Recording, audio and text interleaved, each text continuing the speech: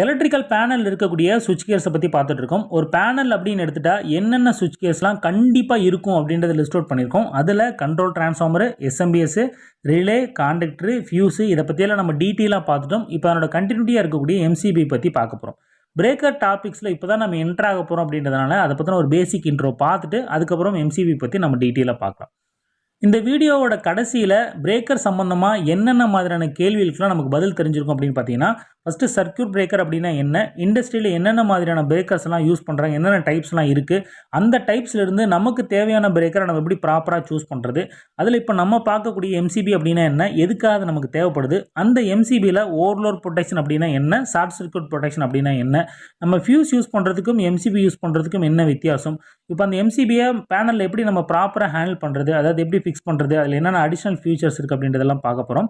கடைசியாக அந்த எம்சிபியில் என்னென்ன மாதிரியான பிரச்சனைகள் வரும், அது எப்படியெல்லாம் நம்ம கண்டுபிடிச்சி சால்வ் பண்ணுறது அப்படின்ற எல்லா கேள்விக்கான பதில் வந்து நம்ம வீடியோட கடைசியில் கிடைச்சிரும். ஓகே, என்ன திடீர்னு நம்ம பிரேக்கரை பற்றி பார்க்குறோம் அப்படின்னா, நம்ம பார்த்துட்டு இருக்கோம் இன்ஜினியரிங் ஸ்டூடெண்ட்லேருந்து மேனேஜர் எப்படி ஆகுது அப்படின்ற சீரிஸை பற்றி பார்த்துட்டு இருக்கோம். அதுக்கப்புறம் டேரெக்டாக மேனேஜர் ஆக முடியும்னு கேட்டிங்கன்னா, அதுக்கான ஸ்ட்ராட்டஜி வீடியோட லிங்க் வந்து டிஸ்கிரிப்ஷன்லையும் ஐபட்லையும் கொடுக்குறேன், செக் பண்ணி பாருங்கள். அதில் நம்ம என்ன பார்த்தோம், ஆரம்பத்துலேருந்து ஒரு 5 விஷயத்தில் ஃபோக்கஸ் பண்ணோம் அப்படின்னா வாய்ப்பு கிடைக்கும் போது சரியான நேரத்தில் நம்ம லீடர் ஆகலாம் அப்படின்னு சொல்லி பார்த்தோம். அதில் இப்போ ஃபஸ்ட்டு ஸ்டெப்பாக இருக்கக்கூடிய டெக்னிக்கல் ஸ்கில்லு, அது சம்மந்தமான எக்ஸ்பீரியன்ஸை ஷேர் பண்ணிக்க ட்ரை பண்ணிட்டு இருக்கோம். அது மட்டும் இல்லாமல் நீ ஒரு எலக்ட்ரிக்கல் இன்ஜினியராக உங்கள் கரியரை ஸ்டார்ட் பண்ணிங்க அப்படின்னா என்ன சீக்வன்ஸில் உங்கள் டெக்னிக்கல் ஸ்கில்லை டெவலப் பண்ணணும் அப்படின்றதுக்கான ரூட் மேப் டெவலப் பண்ணியிருக்கோம். அதில் இப்போ நம்ம எங்கே இருக்கோம் அப்படின்னு பார்த்தீங்கன்னா, எலக்ட்ரிக்கல் சுவிட்ச் கேர்ஸை பற்றி பார்த்துட்டு இருக்கோம். அந்த சுவிட்ச் கேர்ஸில் இன்றைக்கி நம்ம எம்சிபி பற்றி பார்க்க போகிறோம்.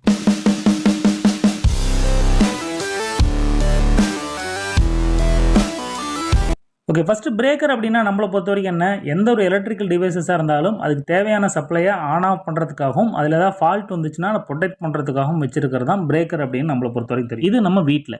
இதே இண்டஸ்ட்ரியில் எடுத்துட்டிங்க அப்படின்னா இதே பிரேக்கரை வேறு மாதிரியான செட்டப்பில் வச்சுருப்பாங்க. எதுக்காக அந்த மாதிரி வச்சுருக்காங்க அப்படின்றதும் நமக்கு தெரியும். ஏன்னா வீட்டில் யூஸ் பண்ணக்கூடிய எலக்ட்ரிக்கல் டிவைசஸோட பவர் ரேட்டிங் அப்படின்றது பார்த்தீங்கன்னா கிட்டத்தட்ட சேமாக இருக்கும். ஆனால் இண்டஸ்ட்ரியில் ஒரு இடத்துலையும் ஒரு மாதிரியான பவர் ரேட்டிங் இருக்கக்கூடிய எலக்ட்ரிக்கல் டிவைசஸ் யூஸ் பண்ணுவாங்க.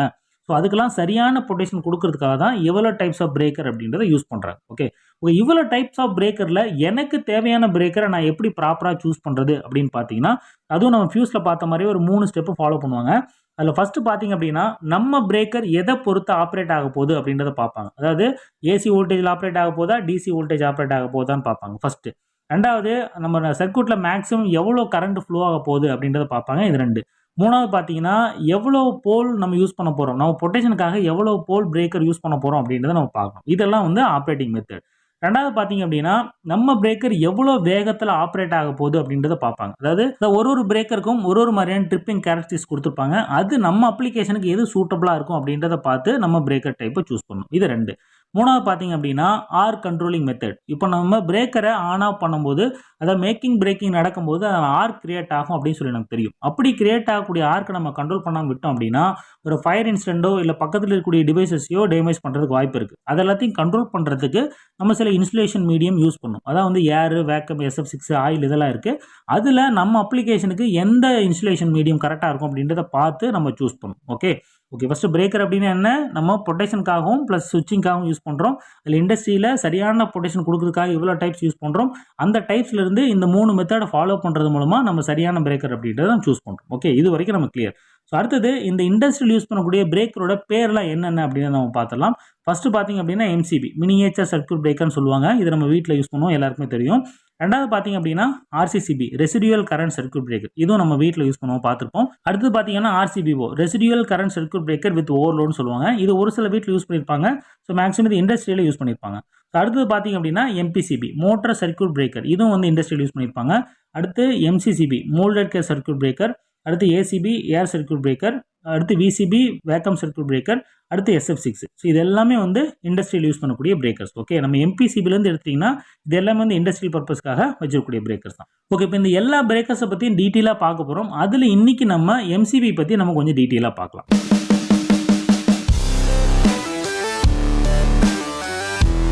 ஓகே, ஃபர்ஸ்ட் எம்சிபி அப்படின்னா என்ன? எம்சிபி அப்படின்றது மினியேச்சர் சர்க்யூட் பிரேக்கர். நம்ம எல்லாருக்குமே தெரியும். எதுக்காக அந்த மாதிரி பேர் வந்துச்சு, மினியேச்சர் சர்க்யூட் பிரேக்கர்னு எதுக்கு அந்த மாதிரி பேர் வச்சாங்க அப்படின்னு பார்த்தீங்கன்னா, நம்ம எம்சிபி கண்டுபிடிக்கிறதுக்கு முன்னாடி நம்ம எலக்ட்ரிக்கல் டிவைசஸ்க்கு தேவையான சப்ளை ஆன் ஆஃப் பண்ணுறதுக்காக ஸ்விட்சிங் செட்டப்னு ஒன்று வச்சுருப்பாங்க.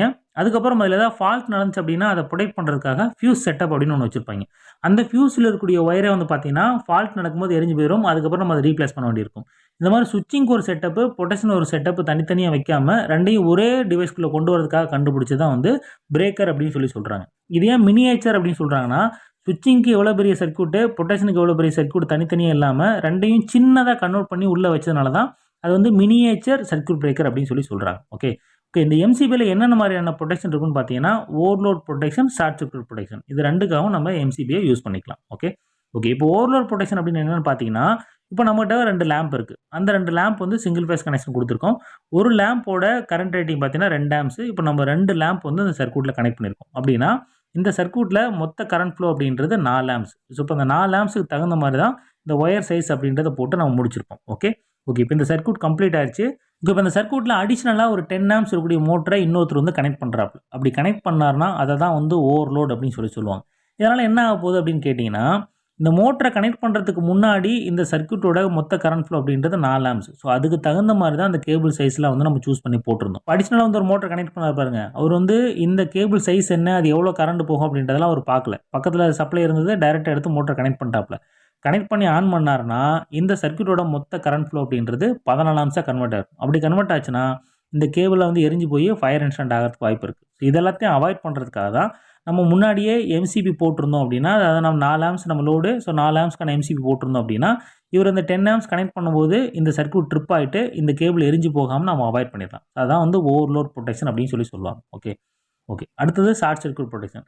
ஷார்ட் சர்க்யூட் ப்ரொடெக்ஷன் நமக்கு தெரியும். இது உள்ள ஏதாவது ஃபால்ட் நடந்துச்சுன்னா ஃபேஸ் நியூட்ரல் ஷார்ட் ஆகும், இல்லை வந்து கிரவுண்டோட ஷார்ட் ஆகுது அப்படின்னா அந்த நேரத்தில் நம்ம சர்க்யூட்டில் அதிகமான கரண்ட் இழுக்க வாய்ப்பு இருக்குது. ஸோ அந்த மாதிரி கரண்ட் இழுத்ததுனாலும் இந்த கேபிள்லாம் ஃபயர் ஆகிறதுக்கு வாய்ப்பு இருக்குது. அதையும் அவாய்ட் பண்ணுறதுக்கு நம்ம எம்சிபி அப்படின்றது ஹெல்ப்ஃபுல்லாக இருக்குது. இப்போ எம்சிபியில் ஓவர்லோட் ப்ரொடெக்ஷன், ஷார்ட் சர்க்யூட் ப்ரொடெக்ஷனை பற்றி ஒரு பேசிக் ஐடியா உங்களுக்கு வந்துடும். ஓகே. அடுத்தது இந்த எம்சிபிலே பார்த்தீங்கன்னா நிறைய டைப் இருக்குது. அதில் நமக்கு தகுந்த மாதிரியான எம்சிபி எப்படி நம்ம சூஸ் பண்ணுறது அப்படின்றத நம்ம பார்க்கலாம்.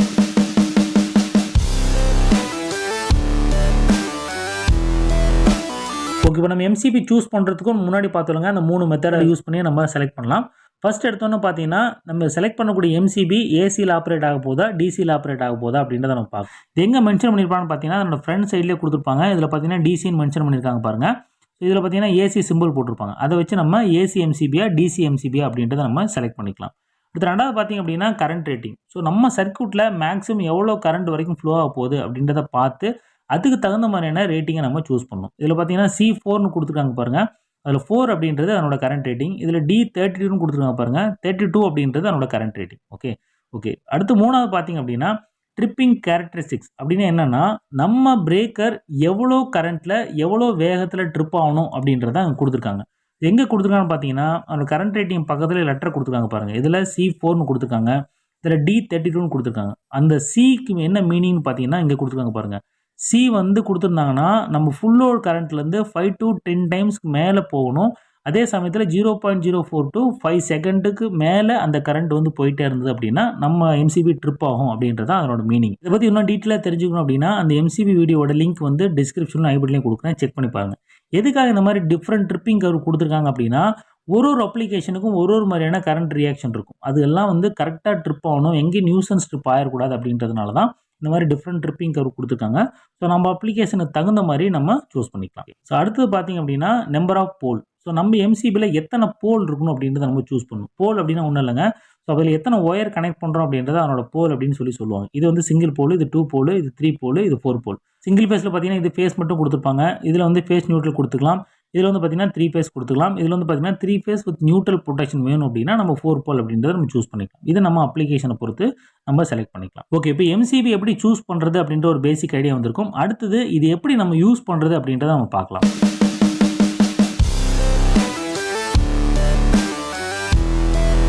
ஓகே. இந்த எம்சிபியை பேனலில் ஃபிக்ஸ் பண்ணுறதுக்காக இந்த மாதிரி டின்ரேல் செட்டப் வச்சுருப்பாங்க. இது பார்த்தீங்கன்னா 2 டைப் இருக்குது. ஒன்று வந்து C செக்ஷன், இன்னொன்று வந்து D செக்ஷன் சொல்லுவாங்க. இதில் தான் நம்ம எம்சிபி, எம்பிசிபி, கான்ட்ராக்டர் எல்லாத்தையும் ஃபிக்ஸ் பண்ணியிருப்பாங்க. இந்த C செக்ஷனுக்கும் D செக்ஷனுக்கும் என்ன வித்தியாசம் அப்படின்னு பார்த்தீங்கன்னா, அதனோட டெப்த் வந்து கொஞ்சம் அதிகமாக இருக்கும். அதனோட ஹைட் வந்து கொஞ்சம் அதிகமாக இருக்கும் பாருங்கள்.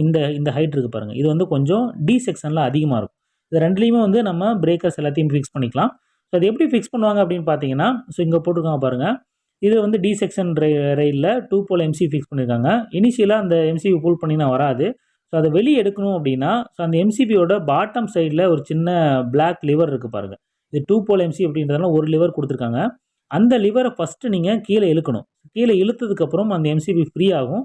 ஃப்ரீ ஆனதுக்கப்புறம் அதனோட டாப் சைடில் பிடிச்சி தூக்குனீங்க அப்படின்னா எம்சிபி அப்படின்றது வெளியே வந்துடும். இப்போ லிவர் இழுத்தாச்சு. ஸோ இதனோட டாப் சைடில் பிடிச்சி அப் பண்ணோம் அப்படின்னா அந்த எம்சிபி அப்படின்றது வெளியே வந்துடும். ஓகே, இது வந்து 2 போல் எம்சிபி. ஸோ இதை நான் அப்படி ஃபிக்ஸ் பண்ணும்போது பார்த்தீங்கன்னா டாப்லேருந்து வச்சு அழுத்தி பிடிச்சி கீழே அந்த லிவர் லாக் பண்ணிட்டேன் அப்படின்னா அது வெளியே வராது. ஓகே, இது ஃபிக்ஸ் பண்ணியாச்சு. அடுத்தது நம்ம 4 போல் எம்சிபி வச்சுருக்கோம். 3 போல் எம்சிபியாக இருந்தது அப்படின்னா அதில் 2 லாக் இருக்கும். ஓகே, அதை நான் வச்சு காட்டுறேன் பாருங்கள். இப்போ ஃபஸ்ட்டு நீங்கள் பேனலை ஃபிக்ஸ் பண்ணுறதுக்கு முன்னாடி அந்த 2 லிவரையும் ஓப்பன் பண்ணிக்கணும். ஓப்பன் பண்ணால் தான் உங்களுக்கு பேக்கில் ஸ்பேஸ் கிடைக்கும்.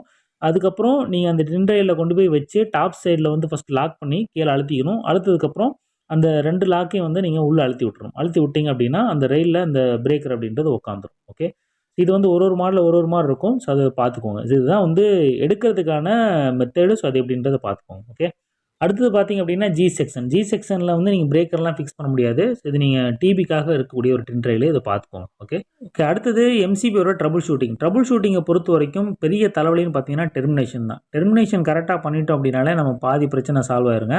அது டெர்மினேஷன் எப்படி பண்ணுவாங்கன்னு பார்த்தீங்கன்னா, இங்கே பாருங்கள், இந்த கேப்பில் தான் நம்ம ஒயர் அப்படின்றத கனெக்ட் பண்ணுவோம். ஸோ நீங்கள் இந்த லூஸ் பண்ண இந்த கேப் அப்படின்றது அதிகமாகும்.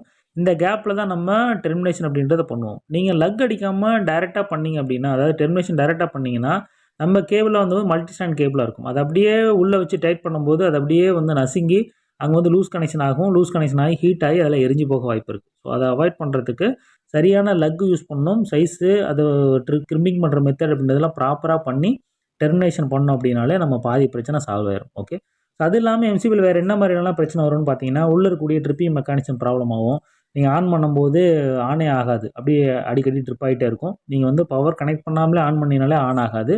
அது ஒன்று. ரெண்டாவது, பிரேக்கர் ஆஃப் கண்டிஷனில் வச்சுருந்தாலும் அது வழியாக சப்ளை பாஸ் ஆகும். அது இன்டர்னலாக வந்து கான்டாக்ட் ஃபெயிலியர் இருந்தாலும் அந்த மாதிரி நடக்க வாய்ப்பு இருக்குது. ஓகே, அது ரொம்ப ரேர் கேஸு. அடுத்தது எம்சிபியில் இருக்கிற அடிஷனல் ஃபியூச்சர் என்னென்னு பார்த்தீங்கன்னா, இதில் வந்து ஆக்சிலரி கான்டாக்ட் நம்ம அட்டாச் பண்ணிக்கலாம். இது சைடில் பார்த்தீங்கன்னா இந்த கான்டாக்டை நம்ம ஃபிக்ஸ் பண்ணிக்கலாம். எதுக்காக அப்படின்னா, நம்ம எம்சிபி ஆன் கண்டிஷனில் இருக்கா ஆஃப் கண்டிஷனில் இருக்கா அப்படின்ற ஃபீட்பேக் எடுக்கிறதுக்காக இந்த கான்டாக்ட் ஃபிக்ஸ் பண்ணிக்கலாம். இது எப்படி கனெக்ட் பண்ணுவாங்கன்னு பார்த்தீங்கன்னா, ஒரு சைடில் நமக்கு தேவையான கண்ட்ரோல் வோல்டேஜ் கொடுத்துப்பாங்க. அது 24 வோல்ட்டாக இருக்கலாம், இல்லை ஒரு 110 இருக்கலாம், 230 வோல்ட்டாக இருக்கலாம்.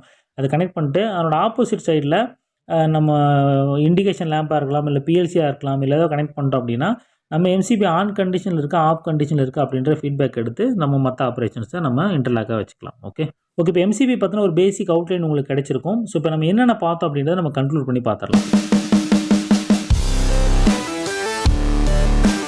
ஓகே, ஃபஸ்ட்டு நம்ம பிரேக்கர் அப்படின்னு என்னென்னு பார்த்தோம். சுவிட்சிங்கு, ப்ரொடெக்ஷன் ரெண்டும் சேர்ந்து பண்ணுறது தான் பிரேக்கர் அப்படின்னு சொல்லி பார்த்தோம். இண்டஸ்ட்ரியில் பார்த்தீங்கன்னா ஒரு இடத்துக்கும் தகுந்த மாதிரியான different types of breaker use பண்ணுவாங்க. அது எப்படி சூஸ் பண்ணுவாங்க அப்படின்றத பார்த்தோம். அதுக்கப்புறம் ஒரு இண்டஸ்ட்ரியில் யூஸ் பண்ணக்கூடிய ஒரு பிரேக்கரோட பேர் என்ன அப்படின்றத பார்த்தோம். அதுக்கப்புறம் எம்சிபி அப்படின்னா என்ன, எதுக்காக அந்த மினியேச்சர் சர்க்யூட் பிரேக்கர் அப்படின்னு சொல்கிறாங்கன்றத பார்த்தோம். அதுக்கப்புறம் overload protection, short circuit protection அப்படின்னா என்னன்றதை பார்த்தோம். அடுத்தது நம்ம எம்சிபி சூஸ் பண்ணுற மெத்தட்ன்றதை பார்த்தோம். ஏசி டிசியா, கரண்ட் ரேட்டிங் என்ன, அதனோட போல் என்ன அப்படின்றத பற்றி பார்த்தோம். அதுக்கப்புறம் எம்சிபியை பேனல் எப்படி நம்ம ப்ராப்பராக யூஸ் பண்ணுறது அப்படின்றத பற்றி பார்த்தோம். அதுக்கப்புறம் அதனோட ட்ரபிள் ஷூட்டிங் எந்த மாதிரி பண்ணுறது அப்படின்றத பற்றி பார்த்தோம். கடைசியாக இந்த எம்சிபியோட அடிஷனல் ஃபியூச்சர், அதனோட ஆக்சிலரி கான்டாக்ட் எப்படி யூஸ் பண்ணுறது அப்படின்றத பற்றி பார்த்தோம். ஓகே, நம்ம அடுத்த வீடியோவில் பிரேக்கர் டைப்ஸ்குள்ளே இருக்கக்கூடிய ஆர்சிசிபி, ஆர்சிபிஓ இதை பற்றி தான் நம்ம டீட்டெயிலாக பார்க்க போகிறோம். தேங்க்யூ.